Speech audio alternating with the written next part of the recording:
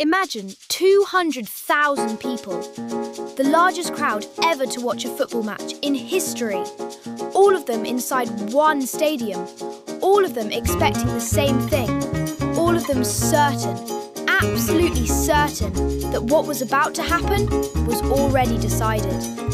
And then imagine the silence. Not the silence of boredom, not the silence of a dull afternoon, the silence of shock, of disbelief, of a nation's heart stopping all at once.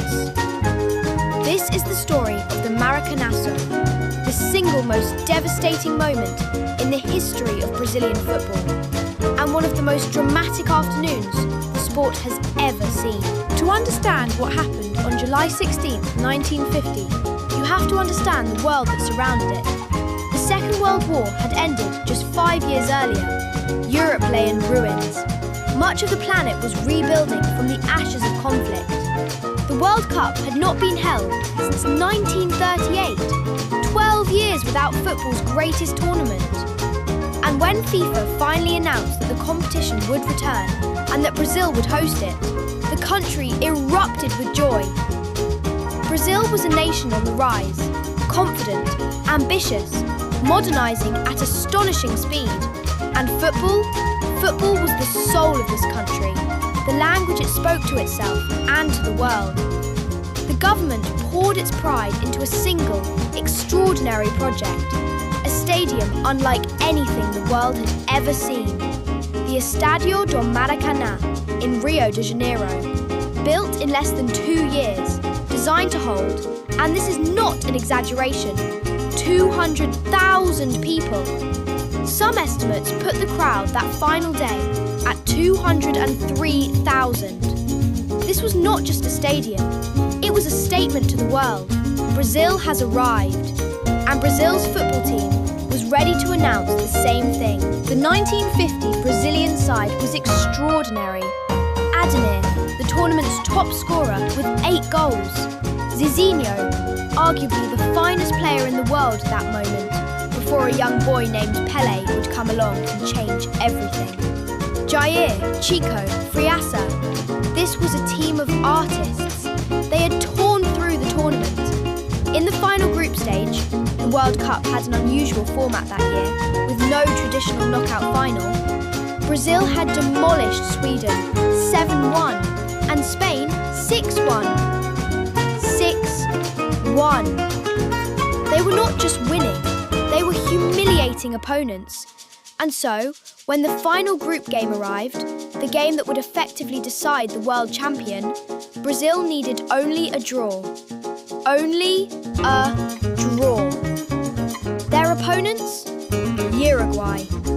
Uruguay. A small country, a population of under 3 million people.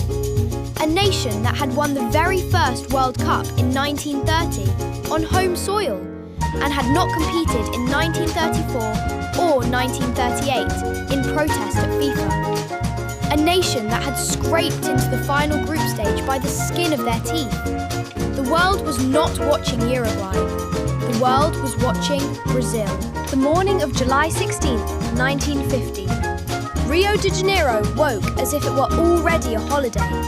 Newspapers had already printed victory editions, not Brazil win in the future tense. Victory editions. Done. Certain. Inevitable. The governor of Rio spoke before the match. He told the Brazilian players, in front of the players, inside the dressing room, that they were the greatest in the world and the champions who have no equal on earth. The players walked out onto the pitch to a noise that has never been replicated in a football stadium before or since. 200,000 voices, unified, certain of what was coming. Uruguay's players walked out and saw those 200,000 faces. And then the match began. The first 45 minutes were exactly what everyone expected. Brazil pressed, Brazil attacked. Uruguay defended for their lives. Their goalkeeper, Roque Maspoli, was outstanding. But Brazil were on top. Half-time came with the score goalless. Fine, Brazil would score. Of course they would score. And 2 minutes into the second half, they did. Friasa fired the ball into the Uruguayan net. The Maracanazo erupted. 200,000 people screamed as one. The championship, they were certain, was over. But Uruguay did not collapse. Their captain, Obdulio Varela, walked slowly to retrieve the ball from the net. Slowly, deliberately. He bounced it. He looked at his teammates and he said something. History does not record exactly what he said, but it was the kind of thing that only the bravest men say in the moments when everything is falling apart. Uruguay began to play. 66th minute. Juan Chifino received the ball inside the Brazilian penalty area. He was cool. He was precise. He slotted it past the goalkeeper. 1-1. The Maracanazo went quiet for a moment, then roared again. A draw was still enough. Brazil was still champions. But something had shifted.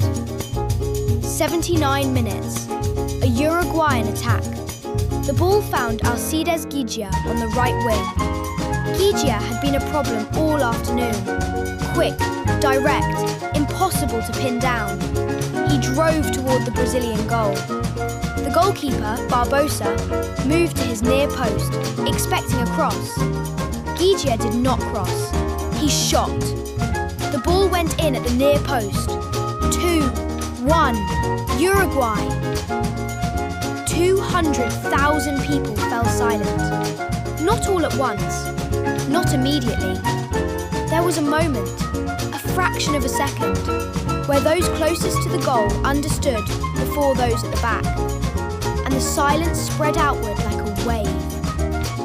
Ghiggia later said, and these are perhaps the most haunting words ever spoken by a footballer, only 3 people have ever silenced the Maracanazo with a single act. Frank Sinatra, Pope John Paul II, and me. The referee blew his whistle. Uruguay 2, Brazil 1. Uruguay were world champions. And Brazil stood still. The trophy presentation, organised in advance for the Brazilian celebration, had to be hastily rearranged. There were no Brazilian sashes, no Brazilian flags draped over the podium. Jules Rimet, the president of FIFA, and the man the trophy was later named after, walked quietly to the Uruguayan captain, Obdulio Varela, and handed him the World Cup with barely a word. There was no ceremony, there was no speech, there was just the cup, and the silence, and the tears. Brazilian fans wept in the stands. Some could not move. Some had to be helped from the stadium. The players came off the pitch unable to speak. The goalkeeper, Moacir Barbosa, never recovered. He carried the guilt for that near-post shot for the rest of his life. He was never selected for Brazil again. He later said that in Brazil, the maximum sentence for any crime was 30 years. But he had been given a life sentence for something that happened in 2 seconds. He died in 2000, 50 years after that afternoon. He never made peace with it. The Maracanazo. The word does not translate perfectly, but its meaning is something like the Maracanazo blow.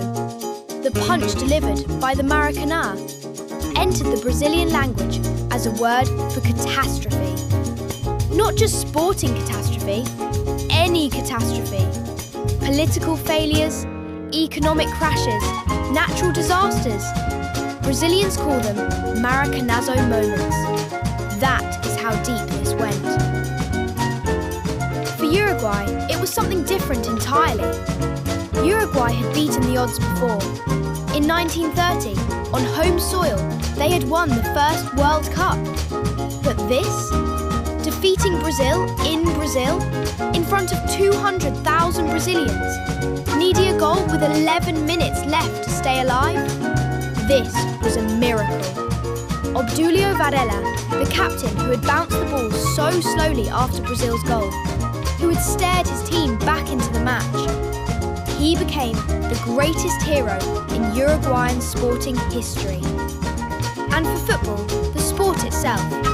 The Maracanazo became proof of something the game has always known, but never tires of proving. No result is decided before the whistle blows. No crowd, however enormous, decides the outcome. No newspaper edition printed in advance is ever truly certain. In football, the match must be played. The Maracana still stands in Rio de Janeiro. It was rebuilt and modernised for the 2014 World Cup, which Brazil also hosted, and which also ended in heartbreak when Germany scored 7 goals in a single semi-final. Brazilians call that one the Mineirazo. They have a word ready, it seems, for every kind of heartbreak. Because that is what football does. It takes you to the edge of the world. It makes you certain, absolutely certain. And then, sometimes, it reminds you who is actually in charge. 200,000 people, the largest crowd in football history. A stadium built to announce a nation to the world. One shot, near post, 11 minutes from the end. And then, the silence. If you enjoyed this story, subscribe to the channel and leave a comment. What's your favourite World Cup moment? We publish new pieces of history. Next time, we'll take you to another moment that the sport never forgot. Until then, the game is never over until it's over.